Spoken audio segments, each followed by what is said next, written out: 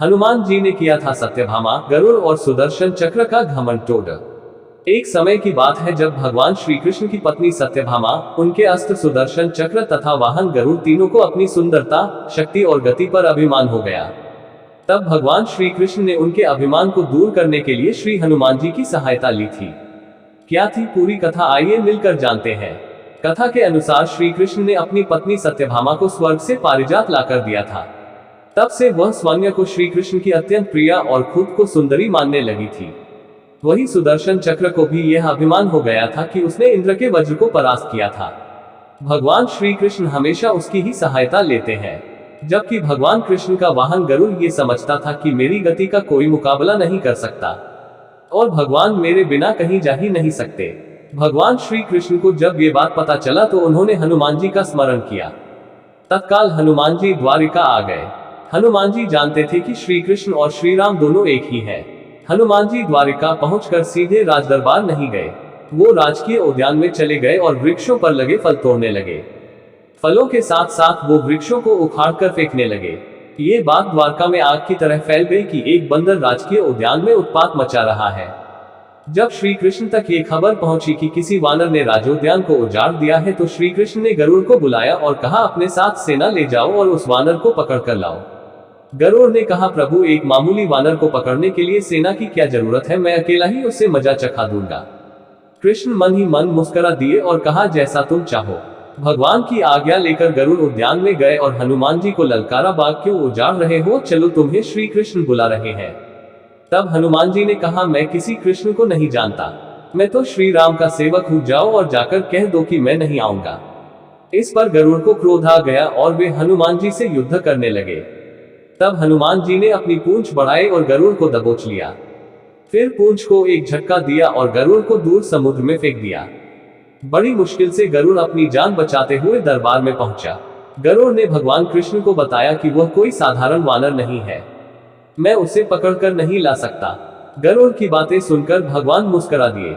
सोचा, गरुड़ के बलशाली होने का घमंड तो दूर हो गया, लेकिन अभी इसके वेग के घमंड को चूर करना शेष है। श्री कृष्ण ने कहा, गरुड़ हनुमान श्री राम जी का भक्त है, इसीलिए नहीं आए। यदि तुम कहते कि श्री राम ने बुलाया है तो फौरन भागे चले आते। हनुमान अब मलय पर्वत पर चले गए हैं, तुम तेजी से जाओ और उनसे कहना श्री राम ने उन्हें बुलाया है। तुम तेज उड़ सकते हो, तुम्हारी गति भी बहुत है, उन्हें साथ लेते आना। गरुड़ वेग से उड़कर मलय पर्वत पर पहुंचे। हनुमान जी से क्षमा मांगी, कहा, श्री राम ने आपको बुलाया है, अभी आओ मेरे साथ, मैं तुम्हें अपनी पीठ पर बिठाकर मिनटों में द्वारिका ले जाऊंगा। तुम खुद चलोगे तो देर हो जाएगी, मेरी गति बहुत तेज है, तुम मुकाबला नहीं कर सकते। हनुमान जी मुस्कुराए, भगवान की लीला समझ गए, कहा, तुम जाओ, मैं तुम्हारे पीछे ही आ रहा हूँ। इधर द्वारिका में श्री कृष्ण राम रूप धारण कर सत्यभामा को सीता बना सिंहासन पर बैठ गए और सुदर्शन चक्र को आदेश दिया, द्वार पर रहना, कोई बिना आज्ञा अंदर न आ पाए।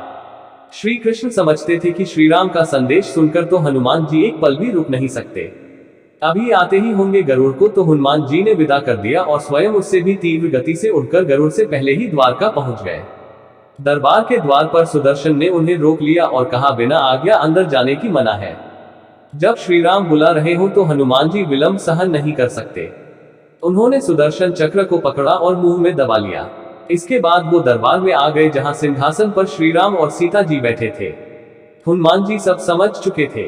श्री राम को प्रणाम किया और कहा, प्रभु आने में देर तो नहीं हुई।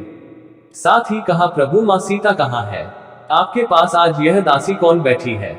सत्यभामा ने जब यह सुना तो बहुत लज्जित हुई। इतनी सजने संवरने के बाद भी हनुमान जी ने उसे दासी समझा। सत्यभामा का अपनी सुंदरता का घमंड चूर हो गया।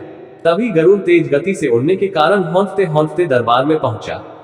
गरुड़ की सांस फूल रही थी। हनुमान जी को दरबार में पहले पहुंचा देखकर वह चकित हो गए और हनुमान जी के चरणों में गिर पड़े। इस तरह गरुड़ के बल का और तेज गति से उड़ने का घमंड भी चूर हो गया। तब कृष्णा रूपी श्री राम ने पूछा, हनुमान तुम अंदर कैसे आ गए, क्या द्वार पर किसी ने रोका नहीं था। हनुमान जी ने कहा, प्रभु सुदर्शन चक्र ने मुझे रोका था, मगर मैंने सोचा आपके दर्शनों में विलंब होगा, इसलिए उनसे उलझा नहीं और उन्हें मैंने अपने मुंह में दबा लिया। और यह कहकर हनुमान जी ने मुंह से सुदर्शन चक्र को निकालकर प्रभु के चरणों में डाल दिया। श्री कृष्ण ने हनुमान जी को गले लगा लिया।